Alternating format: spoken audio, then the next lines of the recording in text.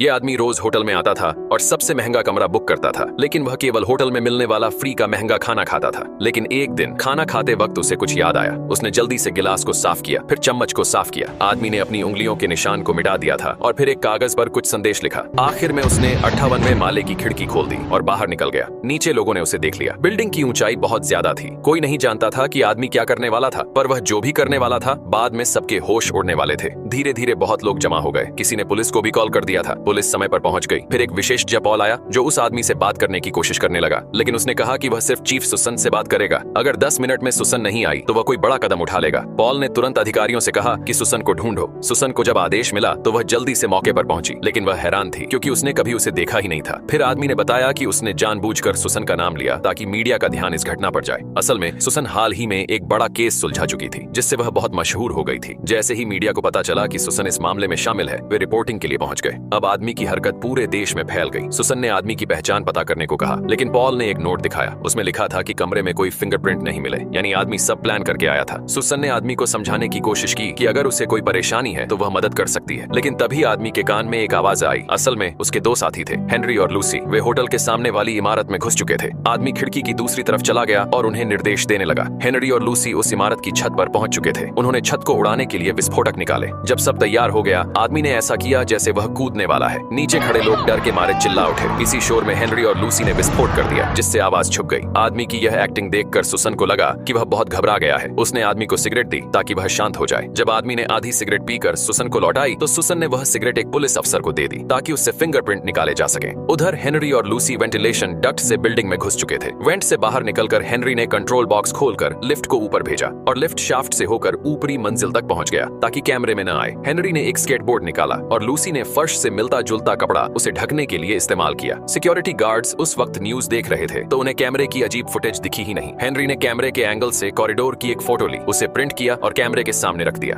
अब उन्हें लग रहा था कि सब ठीक चल रहा है, लेकिन तभी एक और मुसीबत सामने आ गई। उस कॉरिडोर में ऊपर एक सेंसर भी लगा हुआ था। इनकी मुसीबत और बढ़ गई थी। ये लोग सबसे बड़ी चोरी करने वाले थे।